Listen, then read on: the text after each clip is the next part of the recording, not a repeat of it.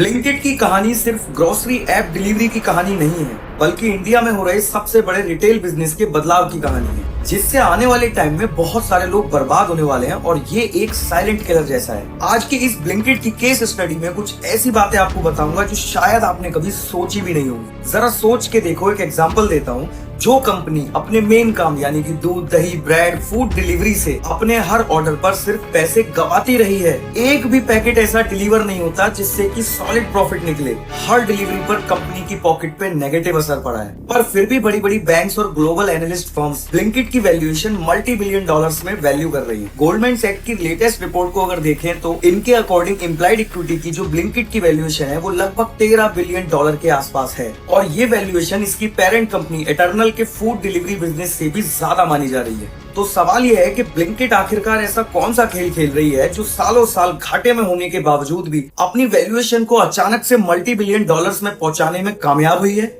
और किस तरह ब्लिंकिट हमारे छोटे किराना स्टोर्स को खत्म कर रही है। ब्लिंकिट जैसी क्विक कॉमर्स कंपनी को आए हुए अभी कुछ साल हुए हैं, लेकिन आज भी अगर इस बिजनेस में असली राजा देखा जाए तो मोहल्ले वाला किराना स्टोर ही है। ग्रोसरी मार्केट का पूरे इंडिया में लगभग 91% हिस्सा आज भी किराना स्टोर्स के पास ही है, यानी कि 50 लाख करोड़ का मार्केट आज भी यही छोटे दुकानदार संभाल रहे हैं। अगर मैं ब्लिंकिट जैसे क्विक कॉमर्स डिलीवरी ऐप के बिजनेस की बात करूं तो आज भी मार्केट का केवल 1.5 से 2% ही ये लोग होल्ड करते हैं। पर स्टोरी जितनी सिंपल दिखती है, डेटा के हिसाब से इतनी सिंपल है नहीं, क्योंकि इसमें आपको सबसे पहले ये समझना पड़ेगा कि ज़ेप्टो, स्विगी, इंस्टामार्ट जैसी कंपनीज हजारों करोड़ों रुपए का सामान बेच के भी लॉस कर रही हैं, लेकिन फिर भी इनको इन्वेस्टमेंट मिलती जा रही है। ज़ेप्टो ने FY26 में 5,900 करोड़ का लॉस दिखाया है, जबकि लॉस 1,500 करोड़ से भी ज्यादा का है। दूसरी तरफ स्विगी, इंस्टामार्ट भी अभी प्रॉफिटेबिलिटी के लिए स्ट्रगल कर रही है। ब्लिंकिट की कंडीशन थोड़ी सी इंप्रूव हुई है, उसने थोड़ा सा प्रॉफिट भी दिखाया है, लेकिन इस कैटेगरी की जो भी कंपनीज हैं वो आज भी प्रॉफिट के लिए हजारों करोड़ों रुपए जला रही हैं, जिसकी सबसे बड़ी वजह है इनका कॉस्ट स्ट्रक्चर। हर ऑर्डर के पीछे कंपनीज को डार्क स्टोर चलाने पड़ते हैं,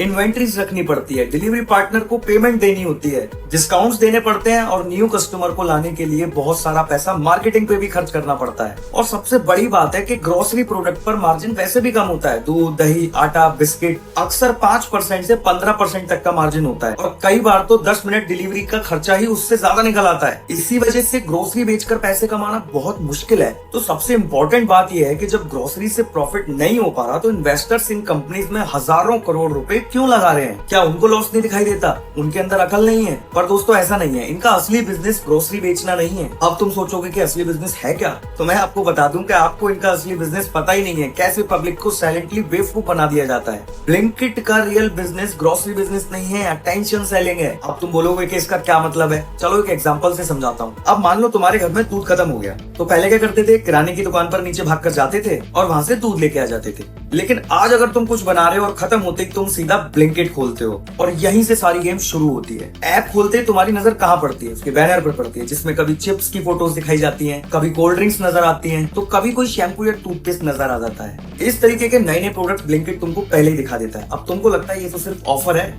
लेकिन कई बार ये एक पेड प्रमोशनल स्पेस होता है जिसके लिए ब्रांड्स लाखों करोड़ों रुपए खर्च करते हैं। एग्जैक्टली सेम जैसे यूट्यूब पे मैं वीडियो बना रहा हूँ, उस पे अगर एड आएगा, अब थोड़ा सा रिलेट करो, जिससे कि सबसे पहले उनका प्रोडक्ट तुम्हारी आंखों के सामने आए। अब तुम थोड़ा सा और स्क्रॉल करते हो तो आपको एक कॉलम दिखता है फीचर्स ब्रांड्स या फिर रिकमेंडेड फॉर यू का, दिखता है ना? यहाँ भी कई सारे ब्रांड्स प्लेटफॉर्म पे विजिबिलिटी के लिए एक्स्ट्रा पैसे पे करते हैं, क्योंकि ऑनलाइन बिजनेस का सबसे बड़ा रूल यही है कि जो ऑनलाइन सबसे ज्यादा अच्छी जगह दिखेगा उसके बिकने के चांसेस सबसे ज्यादा होंगे। अब तुम सर्च करोगे दूध, तो काफी सारे प्रोडक्ट्स तुम्हारे सामने आते हैं, जिसमें टॉप पर एक एड या स्पॉन्सर का आपको साइन दिख जाता होगा। ज्यादातर लोग इसको नोटिस भी नहीं करते हैं, उनको सिर्फ वो प्रोडक्ट का बैनर और उस पर डिस्काउंट दिखता है, और इसी वजह से स्पॉन्सर प्रोडक्ट को ज्यादा क्लिक्स मिलते हैं। अब हो सकता है कि तुमने अमूल का दूध सर्च किया हो, लेकिन एड में किसी और कंपनी का दूध डिस्प्ले हो रहा हो, रिव्यूज अच्छे दिखेंगे, अच्छा प्राइस दिखेगा, तो शायद तुम उसको भी चूज कर लोगे और मंगा लोगे। तो चलो, अब तुमने दूध को कार्ट में ऐड कर लिया, और चेकआउट से पहले ऐप आपको बोलता है कि बिस्किट ले लो, चिप्स ले लो, आइसक्रीम ले लो, कोल्ड ड्रिंक ले लो, या ये भी ले लो।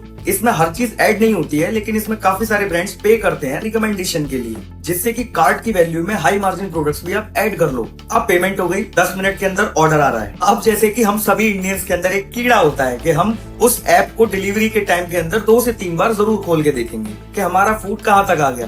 अब ये स्क्रीन टाइम का भी असली गेम है। यहाँ पर आपको कई बार स्क्रैच कार्ड दिखेंगे, क्रेडिट कार्ड के ऑफर्स दिखेंगे, तो कभी कोई नई प्रोडक्ट का प्रमोशन नजर आएगा। लेकिन ये पर्टिकुलर एड कौन सी ब्रांड का आएगा ये ऐसे ही नहीं डिसाइड हो जाता। ये पर्सनल स्पेस और वैकेंट स्पेस भी खरीदनी पड़ती है। अब चलो तुम्हारा ऑर्डर आ गया, दूध तो तुम्हें मिल ही गया था जो तुमने मंगाया था। अब कई बार 1 रुपए में या फिर कोई प्रोडक्ट को वो गिफ्ट कर देते हैं छोटा सा, तो आपको लगता है कि हमको ऑफर में मिला है, लेकिन इसके पीछे कंपनीज का एक मार्केटिंग बजट होता है। उस ब्रांड ने पैसे दिए होते हैं जिससे कि उनका प्रोडक्ट पहले तुम्हारे घर तक पहुंचे। अब सोचो तुम यहाँ पर खाली दूध खरीदने आए थे, लेकिन इस ऑर्डर के दौरान तुमने बैनर के एड्स देखे, फीचर्ड प्रोडक्ट्स देखे, ब्रांड्स देखी, स्पॉन्सर्ड सर्च रिजल्ट्स देखे, चेकआउट रिकमेंडेशन देखी, ट्रैकिंग स्क्रीन पर भी प्रमोशन देखा और पैकेट के अंदर एक सैंपल भी मिल गया। यानी कि एक सिंगल ऑर्डर में तुमने कई सारे ब्रांड्स के टच को देख लिया, जो कि शायद आप चाहते भी नहीं थे देखना। और यही ब्लिंकिट जैसे डिलीवरी एप्स का बिजनेस है, ग्रोसरी नहीं है। और इसे ही कहते हैं अटेंशन बिजनेस। ग्रोसरी सिर्फ एक रीजन और जरिया है तुम्हें अपनी ऐप पर दिन में 10-10 बार लाने का। असली वैल्यू है तुम्हारा टाइम, तुम्हारी स्क्रीन और तुम्हारा अटेंशन। और इन्हीं तीनों चीजों को ये कंपनी अलग अलग ब्रांड्स को बेचती है और बदले में वहां से इन्वेस्टमेंट आती है। लेकिन अब सबसे बड़ा सवाल ये आता है कि क्या सच में किराना स्टोर्स खतरे में? चलो इस चीज को भी समझाता हूँ। देखो भाई, हर नई टेक्नोलॉजी के बाद पुराने बिजनेस में थोड़ा बहुत असर जरूर आता है। और इस फूड डिलीवरी ऐप के सिस्टम में सबसे ज्यादा दिक्कत और चैलेंज है टायर 1 और टायर 2 सिटीज के लोकल किराना शॉप्स और छोटे स्टोर्स को। और अर्बन ग्रोसरी मार्केट में जो आज इसका शेयर है 7 से 8% का, 2031 तक आप देखोगे 25 से 30% तक पहुंच सकता है। और 2035 और 40 तक तो हो सकता है 50% तक भी पहुंच जाए। यानी कि आने वाले टाइम में हर 100 ग्रोसरी ऑर्डर्स में से 30 ऑर्डर्स क्विक कॉमर्स ऐप के पास ही होंगे। और सोच के देखो, ये वही 30 ऑर्डर होंगे जो पहले कहीं ना कहीं लोकल किराना शॉप पर जाते थे और खरीदते थे। इसीलिए टियर 1 और टियर 2 सिटीज के अंदर जो किराना शॉप्स चलाते हैं उनको बहुत बड़ा चैलेंज आने वाला है या आ भी रहा होगा। अगर कोई यहाँ पर ये वीडियो देख रहा है उनमें से, तो कमेंट सेक्शन में अपने रिव्यू जरूर बताना, क्या तुम्हारे बिजनेस पर असर पड़ा है। लेकिन अभी भी इंडिया में गाँव और बाकी सिटीज की सिचुएशन अलग है।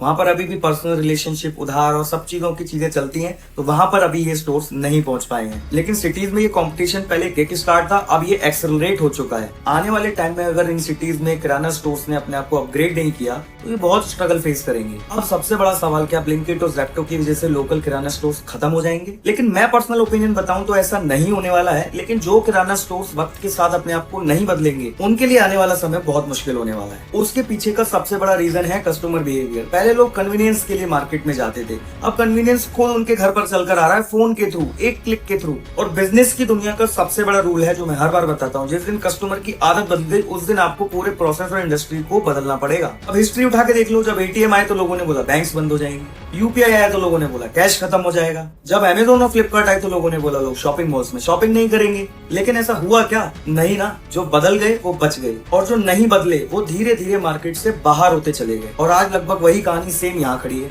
क्विक कॉमर्स को रोक पाना तो बिल्कुल नामुमकिन जैसा है, क्योंकि ये बिजनेस नहीं है, लोगों की एक नई हैबिट बन चुकी है। और बिजनेस हमेशा वही सस्टेन करता है जो नए कस्टमर की नई हैबिट को अडॉप्ट कर लेता है। अब किराना स्टोर्स वालों के पास दो ही ऑप्शन है, या तो पुराने तरीके से बिजनेस को चलाते रहो या फिर कस्टमर्स के साथ खुद भी बदल जाओ। व्हाट्सएप पर ऑर्डर लेना शुरू कर दो, गूगल माई एप्स पर अपने दुकान को रजिस्टर कर दो, डिजिटल पेमेंट लेना एक्सेप्ट कर दीजिए। आजकल मैंने एक चीज बहुत देखी है, लोगों ने पता नहीं एक नया फोबिया बना लिया, ऑनलाइन पेमेंट नहीं है जी, जबकि रखा होगा, और जब मजबूर हो जाते हैं तो फिर साइट से निकाल के दे देते हैं कि लो जी कर दो। ये तुम्हारा सबसे बड़ा नेगेटिव पॉइंट है भाई। होम डिलीवरी देना स्टार्ट कर दो। और ये सब अब एक्स्ट्रा फैसिलिटीज नहीं है, ये बिजनेस की जरूरत बन चुकी है। क्योंकि आज कंपटीशन एक दुकान और दूसरी दुकानों के बीच में नहीं रहा है, अब ये competition technology versus traditional business के अंदर है। फिलहाल आपका क्या सोचना है वो अपने रिव्यूज को कमेंट सेक्शन में ड्रॉप कर देना। और कैसी लगी ये केस स्टडी क्विक कॉमर्स से रिलेटेड? मिलते हैं नेक्स्ट वीडियो में। और हाँ, वीडियो को लाइक और जुड़े रहने के लिए सब्सक्राइब कर देना।